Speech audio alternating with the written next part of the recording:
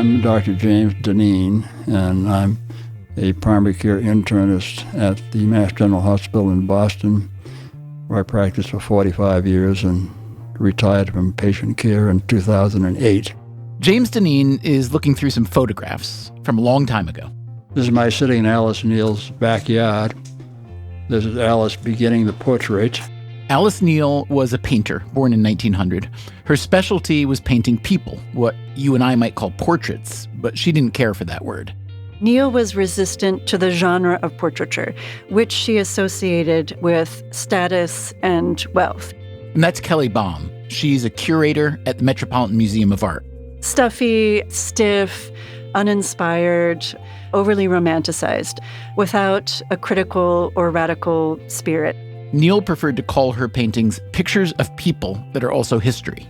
Neel's pictures are always more than just the person they represent.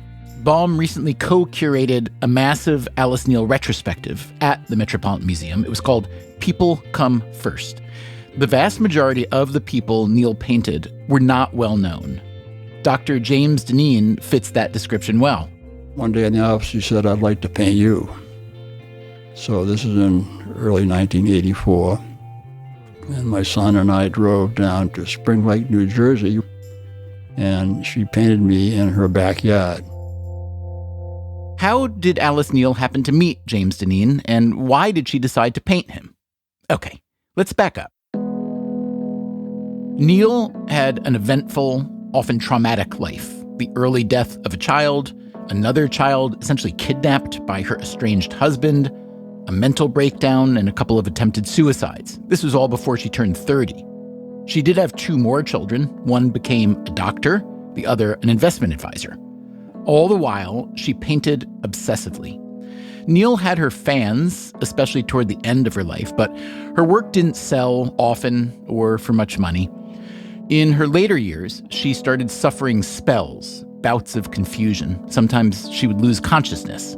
She was hospitalized in New York and underwent test after test, doctor after doctor. No one could figure out what was wrong.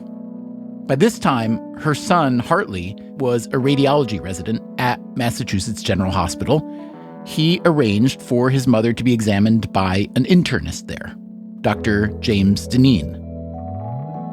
I remember vividly the night before having received the records from New York saying, wow, they did every test known to mankind, and no luck. So I went in early the next morning, and I'm sitting there doing the interview, and all of a sudden she starts having one of her spells, which is really vague mumbling and staring at the ceiling out of confusion. And I followed an old rule that I learned from an internist at Yale Medical School. If you don't know what to do, a good idea is to simply take the patient's pulse, and they'll think you're doing something important. So Dineen took Neal's pulse, or at least tried to. Well, lo and behold, she didn't have a pulse. So the problem was she needed a pacemaker. So we put a pacemaker in, and all the spells went away, and she henceforth considered us the golden answer to medical problems, and that's how our relationship began. That's also how Neel wound up painting James Dineen in her backyard in New Jersey. Two things I remember vividly about that experience was, one, she had absolutely no tremor. She could hold her arm extended with a fine-tip paintbrush, and there was zero tremor, which is really remarkable for a lady who was then almost 84. And the second thing I remember vividly was how smart she was. She talked nonstop. She asked me so many questions about politics and religion and science and everything else. Had I read this book, had I read that book, and believe me, her worldwide experience was far superior to my Harvard Yale experience in terms of general knowledge. And during all this chatter, she'd be busy painting. The painting of James Dineen was, in all likelihood, the last painting Alice Neel ever made. She died soon after. Her family then called Dr. Dineen, said they wanted to give him the painting. So one day we went down and visited her apartment, which is also her studio, and the family gave me the painting. The painting shows Dineen sitting at ease, not quite smiling, but with a relaxed expression, perhaps slightly bemused. His hair is longish with a side part. It was the 1980s. He's wearing a green polo shirt and checked pants. His hands are resting on the arms of the chair. One hand is open, the other slightly clenched. She really focuses on eyes, and she also focuses on hands. The hands are what stand out. The painting of Dineen has never appeared in an exhibition of Alice Neel's work. The painting is in our bedroom. And so when my wife and I wake up every morning and look up at the wall, there it is. I don't think the painting looks quite like me, but I remember way back, one of the granddaughters, who was probably 2 or 3, awakening from a nap and looking up at the painting and saying, "Gramps." And I couldn't believe it that she at that age could recognize the painting, which she had never really seen before, and no one had ever told her who it was. Between the time Alice Neel painted James Dineen in her backyard and today, Neel's reputation has undergone a turnaround doesn't even begin to describe it. During her life, she was a marginal artist. And now, as evidenced by that massive retrospective at the Metropolitan Museum, she is considered a master. Accordingly, the value of her works has skyrocketed. As we described in the first episode of this series, a single Alice Neel painting from 1966, and not a particularly noteworthy painting, recently sold at auction for $2.5 million. What does Dr. James Dineen think about that? Wow. Yes. Wow. It's hard to put it much better than that. Today, on Freakonomics Radio, the third and final episode of a series we are calling The Hidden Side of the Art Market. In the first episode, we examined the nature of the market and the major players. It's one of the strangest markets that I have ever seen. 99.9% of the artists that you see at galleries and exhibitions, their value will never increase. The art market is a fascinating, sexy, intellectually compelling, unregulated global market.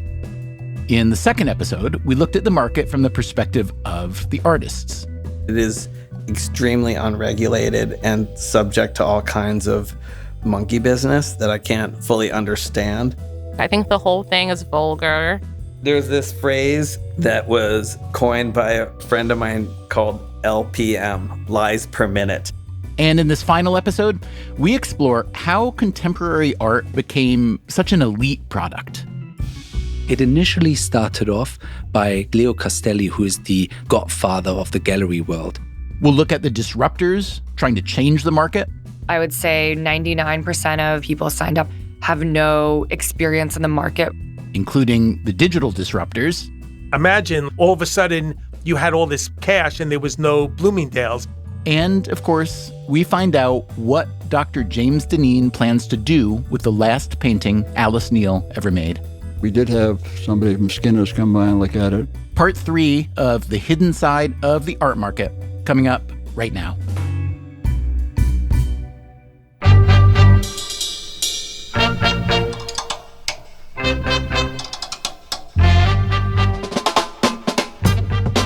This is Freakonomics Radio, the podcast that explores the hidden side of everything, with your host, Stephen Dubner.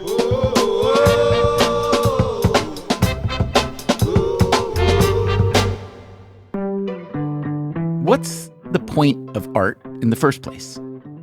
That question is too big to answer, at least for me. Our species has been making art since the beginning. Art has served religious and political purposes, propaganda purposes. It's been made as social commentary and pure aesthetic expression. And that's just from the maker's side.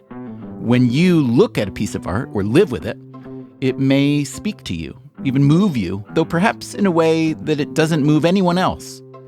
What art likely wasn't meant to be was a product in a market that's become extraordinarily top-heavy. A market where a handful of top artists sell for millions of dollars, even tens or hundreds of millions, with the spoils going to billionaires, the spillover going to museums, and the public largely left out. In a given year, only 25% of U.S. adults visit an art museum or gallery. Only 20% own a piece of original art. Meanwhile, the average price of contemporary art has tripled over the past 2 decades. You could argue that high prices do offer one big advantage. They create an incentive for artworks to be preserved over time, treated like a treasure. That said, anyone who thinks that art should be a central feature of the human experience is bound to be disappointed. Like I said, it's a top-heavy market. If you want an uglier word, elitist. How'd it get that way? We somehow lost our love for art. That is the economist Magnus Resh, who studies the art market. We lost it because galleries made it incredibly difficult to buy art. They established this aura of exclusivity. Is that intimidation, if it's fair to call it that, a strategy or just a product of the kind of people that end up running galleries? It initially started off by Leo Castelli, who is the godfather of the gallery world. Leo Castelli opened his first gallery in New York in 1957. He was a dominant dealer for the next several decades, helping launch the careers of artists including Andy Warhol, Roy Lichtenstein, Klaus Oldenburg, and Donald Judd. Castelli did this by curating an international network of collectors and tastemakers. He believed the caliber of the buyer was at least as important as the price paid.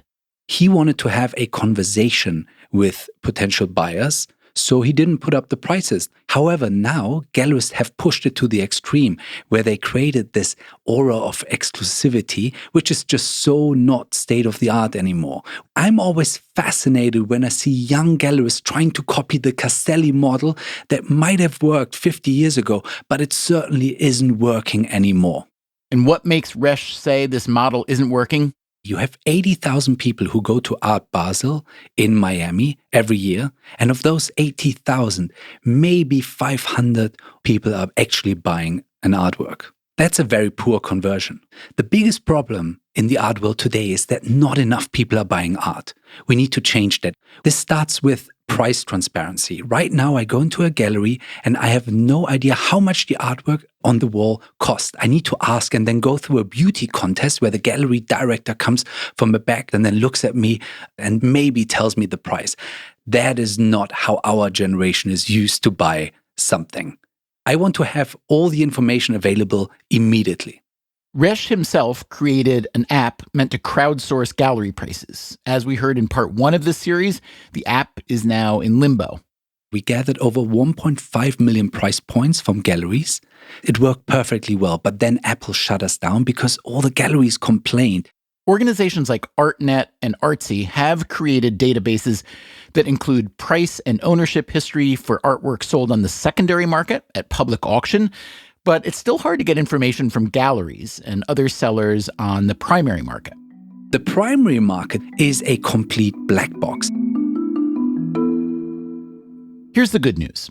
If you don't like the hidebound, secretive, exclusionary elements of today's art market, change may be coming. The art market is in massive disruption. That's Amy Capilazzo, formerly of Christie's and Sotheby's auction houses. She recently co-founded a firm called Art Intelligence Global. A massive amount of information available today that was not available 20, 30 years ago, even 10 years ago. But it's not just information. Technology has also affected channels of distribution. During this whole time in COVID, auction houses, galleries have been managing to transact and sell things without people actually physically getting in front of them. That's new and astonishing because one would think a work of art needs to be seen in person to fully understand and appreciate it. If that were not the case, I would just cut pictures out of magazines and tape them to my walls. But obviously there's something about the real thing that's more satisfying and more interesting.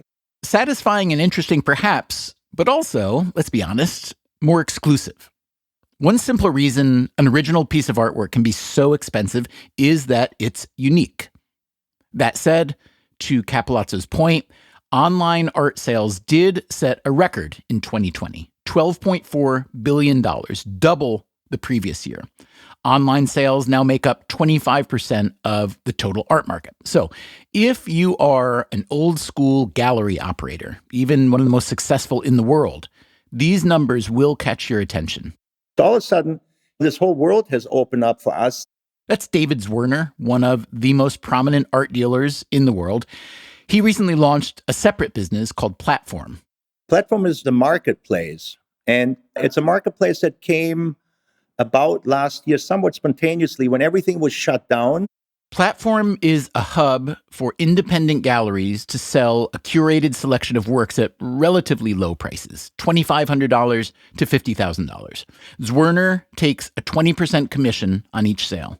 We realized that we had a pretty robust website that was able to communicate to a large audience, and many of the young colleagues, dealers, didn't have anything of that sort. So we invited international galleries to show artworks on our website that we helped sell for them. Unlike the typical gallery model, anyone can buy the art for sale on Platform. There is no beauty contest, as Magnus Resh put it. In fact, it's the opposite of a beauty contest, as David Zwirner discovered during the 2020 presidential campaign. In normal times, Zwirner would vet potential buyers ahead of time, and if they somehow made the cut, he'd follow up afterwards to add them to his roster of collectors. But on Platform, during the pandemic, we did a fundraiser for Biden-Harris. But we were then told that we were actually not allowed to speak to any of the buyers. That's against campaign finance law. The buying has to happen automatically. We scratched our heads and said, what do we do now? We created a Buy Now e-commerce site just for our Artists for Biden initiative. And that was a ridiculous success. I'm not allowed to say how many millions we raised, but it was millions. So your commercial practice was totally changed because of the political involvement. Very interesting, because all of us were like, what do you mean? We need to talk to the buyers. That's what we always done. And then we realized we can't.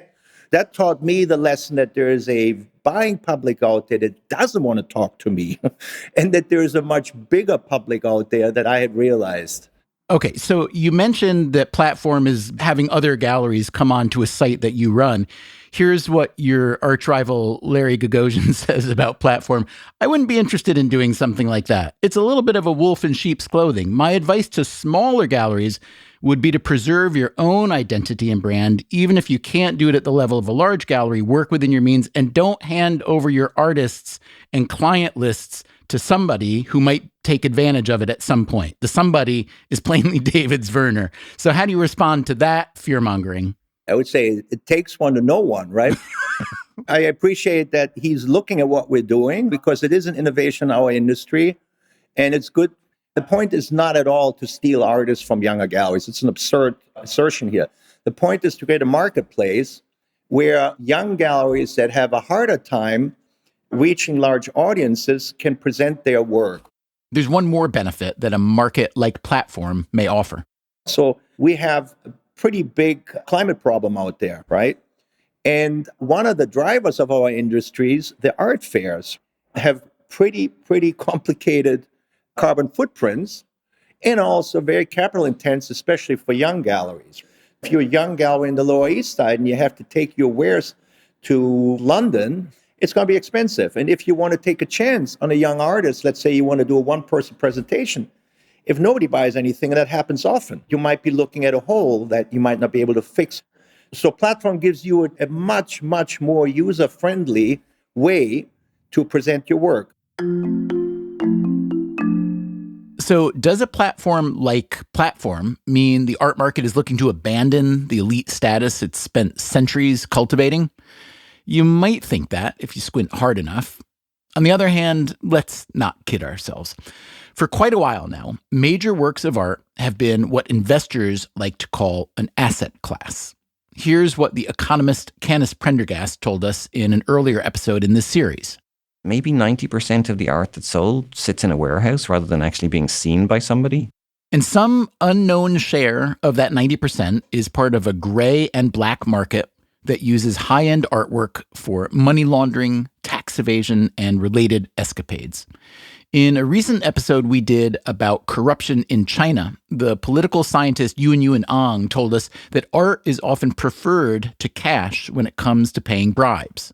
Because art is valuable, but the value is subjective. And so in the event that a corrupt official is arrested, he could defend himself by saying, well, it's just a useless piece of Van Gogh or something like that.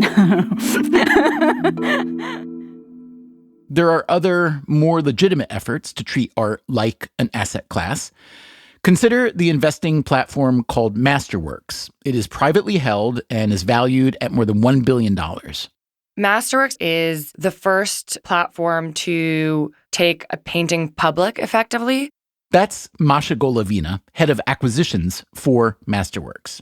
We securitize artworks by filing them with the SEC as public offerings. And we make those available to retail investors, which means that anybody can invest. This may have the whiff of democratization, but you get the sense the shift is more subtle than that. A shift perhaps from the billionaire class to the investor class. We focus on the most expensive segment of the art market. 90% of transactions are estimated to be below $1 million. We focus on paintings that are 1 to 30 million. We buy from auction, and we also buy privately from the auction houses. And then we speak to dealers and also individual collectors and collecting families that we have relationships with. I'm on calls probably 4 hours a day to source paintings for the company. Golovina herself studied art history and economics, worked in banking for a time, and then at Christie's auction house. I would say 99% of the 180,000 people signed up on the platform have no experience in the market prior to signing up with us. Most of our investors come to Masterworks looking for alternative investments, telling their friends about having invested in a Basquiat or a Keith Haring is much sexier than talking about a real estate investment. So investors buy a share in a particular painting that Masterworks has bought either privately or at a public auction. The idea is that the painting will appreciate over time, which means investors' shares will also appreciate, and the profits are locked in when Masterworks ultimately sells the painting. But what happens in the interim? What happens to the actual painting that Masterworks has bought? Once we acquire the paintings, our number one priority is the physical well-being, the condition of the paintings. So they're stored in a fine art storage facility. However, we do loan paintings as we see fit. We've loaned several of our paintings out to museums in Europe, but the majority of the paintings we have are housed in a fine art storage facility. A fine art storage facility. Other people might call it something different. Maybe 90% of the art that's sold sits in a warehouse. If you care even a little bit about the art, you have to ask yourself, is this how the art market should be operating? Putting the most desirable artwork in the world into storage? Is that a desirable outcome? Coming up after the break, are there any new technologies that might really democratize the art world? Many of the NFTs have one very desirable feature, which is that it can be shown anywhere by anybody. And remember, this is the third part of our 3-part series called The Hidden Side of the Art Market. If you haven't listened to the others, they are ready and waiting for you to hear them. They are episode numbers 484 and 485. You can get all past episodes of Freakonomics Radio for free on any podcast app, as well as the other shows in the Freakonomics Radio network. So get busy. We'll conclude our series on the art market after this short break.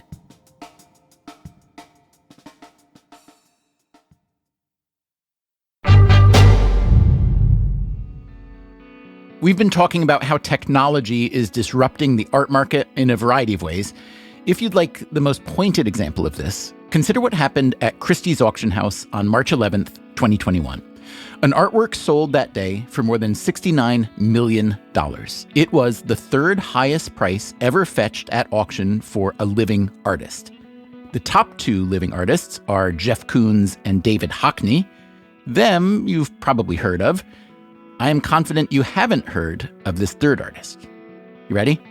His name is Mike Winkelmann. Maybe you do recognize the name under which he makes art. It's Beeple. The $69 million piece Beeple created is called Every Days, the first 5,000 days. aside from the price, there were two extraordinary things about the sale. The first is that Every Days isn't a physical piece of art. It's not a sculpture or a painting or an array of fluorescent light fixtures. It is a digital artwork, a collage of thousands of images that Beeple had been posting online every day for more than a decade. It's quite beautiful. The other extraordinary thing about the piece is that it is an NFT, or non-fungible token. That means it was created via the blockchain, the digital ledger you've heard so much about and likely still don't quite understand. For what it's worth, we are working on a future episode about that, what the blockchain can do for you, but that's for another day. The Beeple NFT was bought by a pair of Indian blockchain entrepreneurs using Ethereum, one of the many currencies that are also created on the blockchain, the most famous of these being Bitcoin. The New York Times headline from the Christie's auction reads like one of those headlines you look back on 50 years from now and chuckle. JPEG file sells for $69 million as NFT mania gathers pace. So, what is an NFT? Well, I mean, an NFT can be anything. It could be a painting. It could be a photograph of a painting, anything that's on your iPhone camera roll. In fact, I made a comment that everyone and their grandmother is going to be selling NFTs now. And then I ended up making an NFT of my grandmother and sold her. I think I let her go a little bit too cheaply. That's Kenny Schachter. I am an artist, a writer, a professor, and a curator, and I sell art also to make a living. If you had to describe the Kenny Schachter brand, how would you describe it? Pain in the ass, troublemaker. For me, it's just one thing, art, art, art, art. The digital image Kenny Schachter made of his grandmother, Blanche, went for a few $1,000s. Other NFTs have brought substantially higher prices. Video clips of LeBron James playing basketball, the first tweet from Twitter co-founder Jack Dorsey. But it isn't just cultural curiosities that have been selling.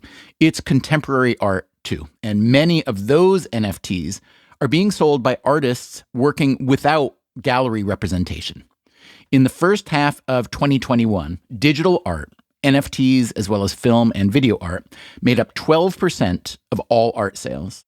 It's not the traditional art world collectors that were fueling the market. The audience of buyers for this NFT world are tech people that have already been well attuned and comfortable living in technology. And these people don't know Larry Gagosian, the world's biggest art dealer, or David Werner. Not only do they not know who these people are, they don't aspire to know who these people are. They don't care who these people are. There is a caveat. NFTs are typically bought and sold with Ethereum, a cryptocurrency that has risen steeply in value, like many other cryptocurrencies. But there hasn't been much you could actually buy with Ethereum outside of Ethereum-generated NFTs. Imagine you had all this cash and there was no Bloomingdale's, and then all of a sudden a department store opened and you could buy 7,000 cashmere sweaters with this wealth that had just mushroomed. So that's really what happened.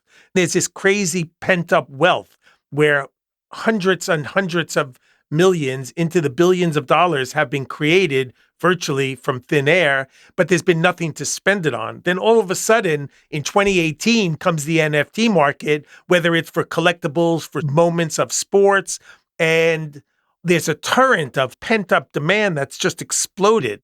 You can imagine how the circular nature of this type of transaction might cave in on itself eventually. But if you look at the art market as a whole, there are a number of other functions that NFTs might serve. Here again is the economist Canis Prendergast. Many of the NFTs have one very desirable feature, which is that it can be shown anywhere by anybody. You can download it, you can show it. It's trying to democratize art in a way that happens very rarely. And you like that? I do.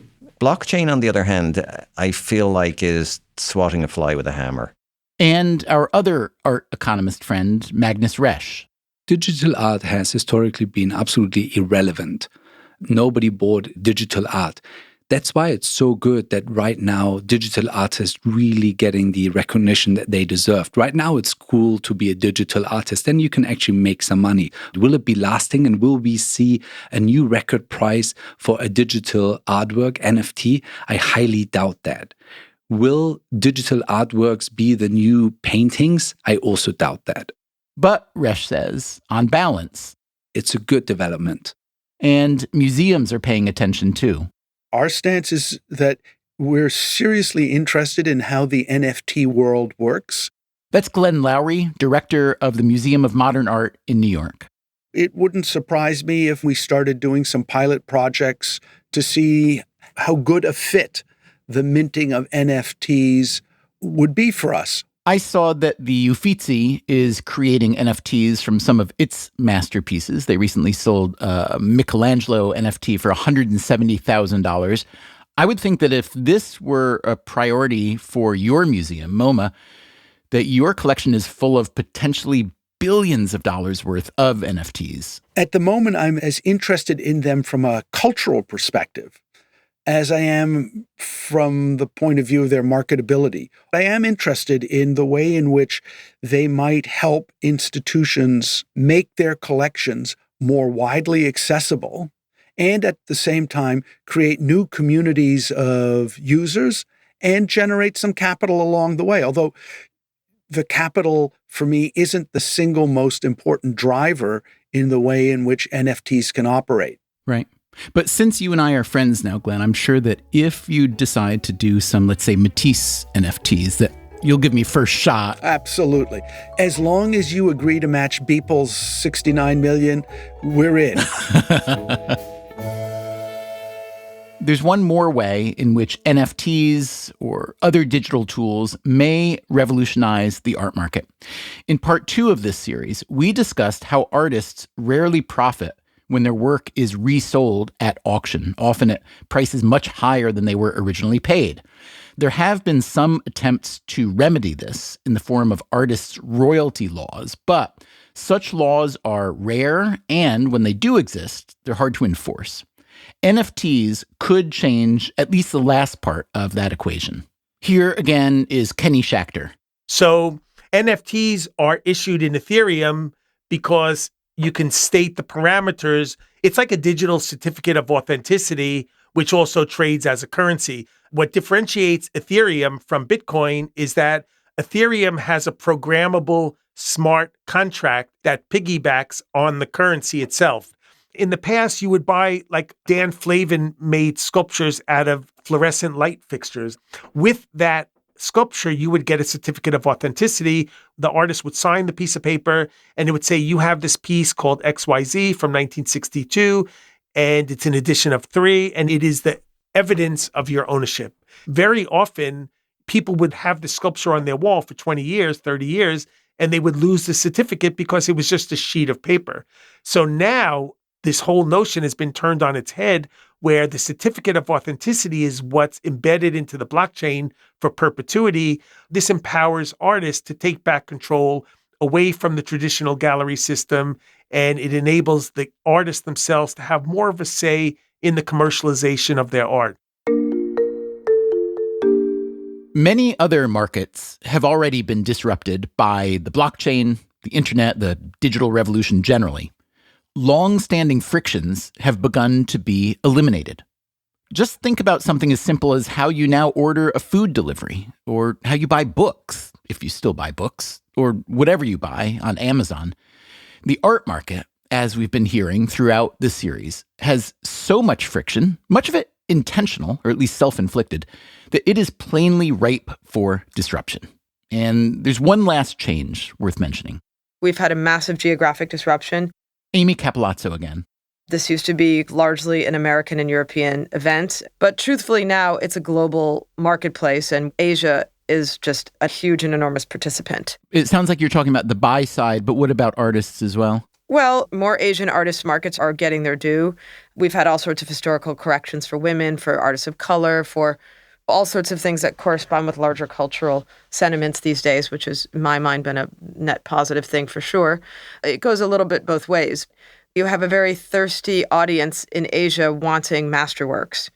And as a net result, there's a little bit more interest in the West in what are the important artists from, the 80s in China or the 50s in Japan or the Dansakwa movement in the 70s in Korea.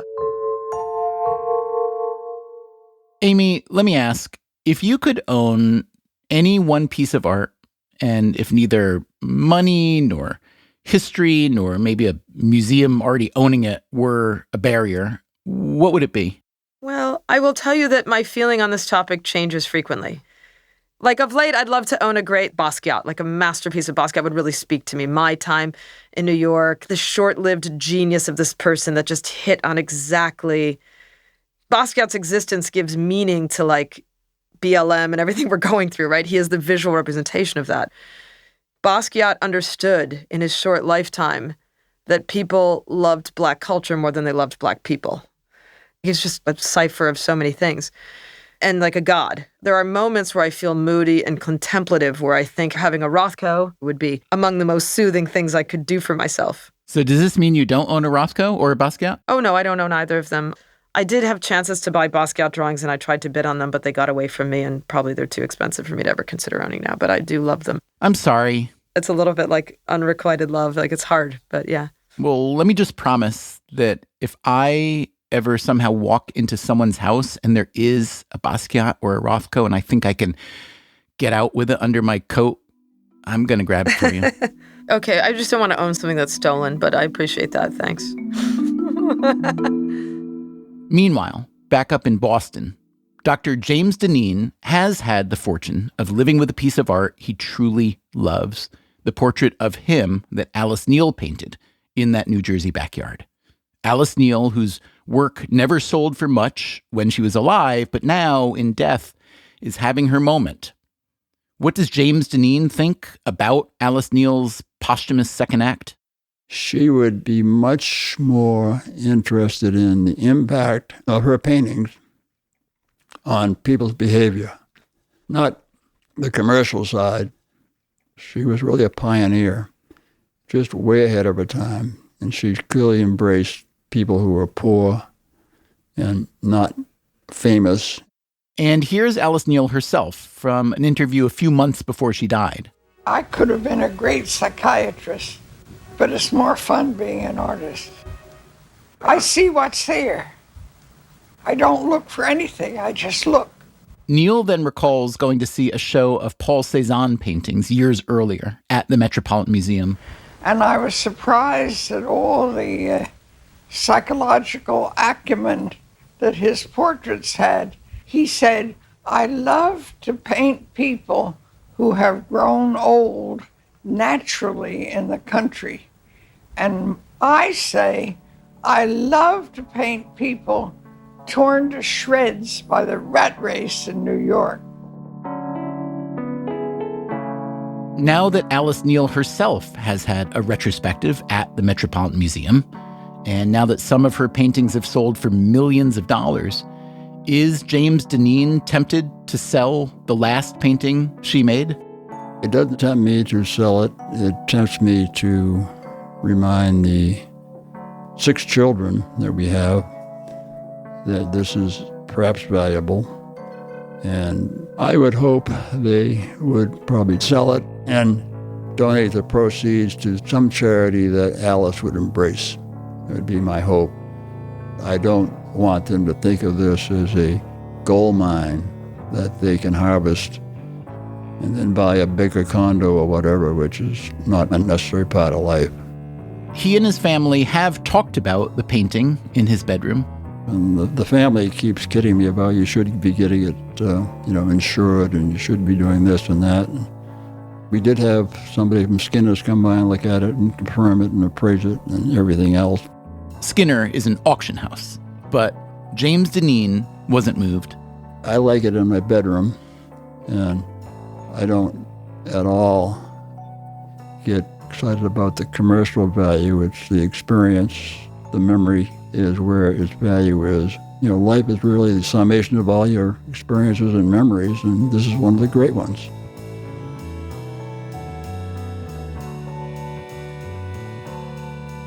It's been said that an economist is someone who knows the price of everything and the value of nothing. As we've explored the art market over these past few episodes, it's been tempting to think that the same holds true there. But as James Dineen proves, there are exceptions. I hope you've enjoyed listening to this special series, The Hidden Side of the Art Market. We certainly enjoyed making it. Thanks to all the artists, economists, gallerists, museum folks, and others who spoke with us. If you have some feedback to share, our email is radio@freakonomics.com. I'd really appreciate it if you spread the word about this series or any episodes of Freakonomics Radio you've liked. That is the single best way to support the podcasts you love. Coming up next time on the show, a special episode of one of our spin-off shows, Freakonomics MD. As you may know, we have been expanding the Freakonomics Radio universe, kind of like the Marvel Cinematic Universe, but with fewer superpowers. Our other shows are People I Mostly Admire, hosted by Steve Levitt, No Stupid Questions, hosted by Angela Duckworth and me, and Freakonomics MD, hosted by Bapu Jena. Next week, Bapu helps us decide, in the age of COVID, whether to throw our annual Freakonomics Radio holiday party. I mean, you could greet everybody from outdoors. You could be the bouncer, basically. That's a really good idea. Say more about that. So, first of all, you'd have to put on about 60 pounds. You'd stand outside and just, air shake everybody's hand as they walk in, and you'll be good. That's next time on the show. Until then, take care of yourself. And if you can, someone else, too.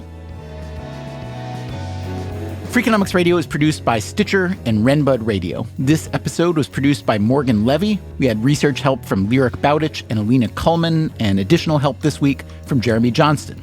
Our staff also includes Allison Craiglow, Greg Rippin, Zach Lipinski, Ryan Kelly, Mary Duke, Emma Terrell, Jasmine Klinger, Eleanor Osborne, and Jacob Clementi. Our theme song is Mr. Fortune by the Hitchhikers. All the other music was composed by Luis Guerra. As always, thanks for listening. I think you've had more coffee than me today. Can you tell? Can you tell? Jesus, slow down. You're exhausting me. The Freakonomics Radio Network, the hidden side of everything. Stitcher.